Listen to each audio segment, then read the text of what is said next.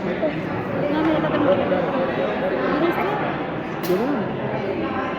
enough. Yay! Hi everybody, welcome to Griffith Observatory. That was great. I appreciate that. My name is Robert P. Him. I'm a museum guide here. Thank you for suffering through that with me. I appreciate you. Thank you for coming to visit today. Thank you for helping us with our indoor mask mandate through the city. We know rules are different in different places, so we appreciate your help, helping each other, helping us. This is our Foucault pendulum. Super cool. It's a recreation of an experiment, the original experiment by a French physicist named Foucault, and it demonstrates to us that we live on a rotating planet. And here's how it works. So it's actually pretty simple. We have a pendulum, right? Raise your hand if you've ever seen a pendulum before. Right? Pendulums are dumb. They're very dumb machines. They can only do one thing. You set it in motion, and it can only go back and forth in the same direction forever until it either runs out of energy or it's acted upon by an outside force, right? Because physics. So every pendulum in the entire world, regardless of size, works the same exact way, right? Because it has no brain, no motor, no agenda, right? It's dumb. It's a dumb thing. Same with this pendulum. This one's just super huge, right? So this pendulum it's 240 pounds, solid brass. It's attached to this steel wire. This steel wire is fixed inside of the ceiling in a ball joint, so it's a shoulder. So it can rotate, it can move independently of the building. And all of that is inside of an electromagnet. So that's what keeps the pendulum going. We turn on the juice, and it repels the wire inside of the electromagnetic ring. The wire never touches the ring, and you can see the pendulum never touches the walls of the pit, right? Because it's so big and heavy, air friction is negligible, so there's no outside force acting on the pendulum. So, again, like every pendulum in the world, it starts going, it's only doing one thing, which is what? Back and forth, same direction, forever. Cool story, right? However, you have this tray of pegs that you saw me struggle with and didn't judge me, and I appreciate you, right? So every 7 to 10 minutes, one of these pegs gets knocked down, right? How? It's getting knocked down by the pendulum, right? However, we just said what?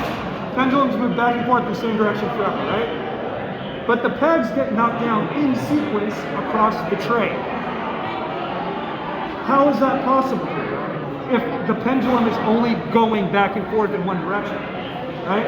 If it's going back and forth in one direction, it can only knock down one peg, right? But all the pegs are getting knocked down. You stand here for an hour, you're going to see the pegs get knocked down in order. That is observable. There's no denying that is happening. That is a fact. So what's the truth, right? Because the pendulum, it's either moving in one direction or it's rotating. It can't do both, right? Because it's a pendulum, and we're not doing anything to alter its movement. So if we know that a pendulum can only do one thing forever, unless acted upon by an outside force, and we observe some kind of rotation, the only conclusion is what? Something else is rotating.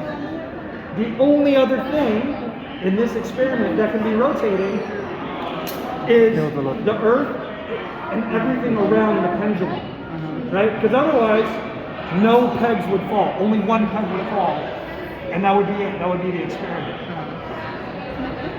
So that's the truth. The tray, the pendulum's not moving towards the tray. The tray and all of us are moving into the path of the pendulum. Now the reason your eyes can't tell you that story is because your eyes are stuck to your face, and your face is stuck to your body, and your body's stuck to the Earth.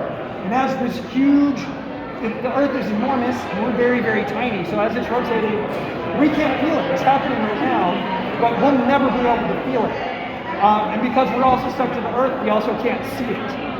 So the only observable thing that your eyes can tell you is that the pendulum is spinning, right? But in truth, we're all moving around the pendulum. The reason we're like, but I'm not moving, is because we're moving with the Earth as it's happening, right? So that's how the thing works. And then we have all these numbers around the pit, 0 to 41. These are all 1 hour increments, so a total of 42 hours. That represents the amount of time at your local latitude, so that imaginary line that goes east-west around the globe.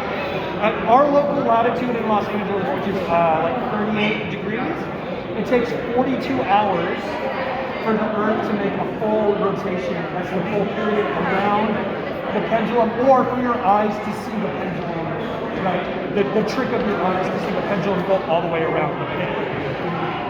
If you're at the North or South Pole, it takes less time because you're right on the center of rotation of the Earth. So it only takes 24 hours at the poles. So that makes sense. That's the length of our day.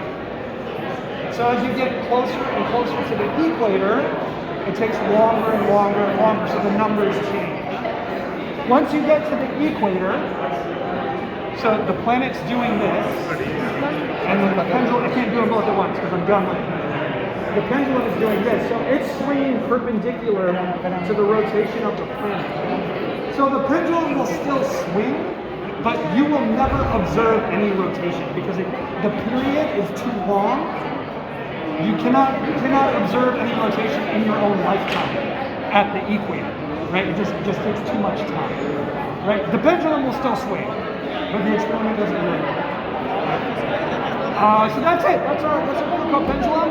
If you have any other questions, again, my name is Robert P. Ham. Please let me know. Thank you for listening, and thanks for coming to visit today.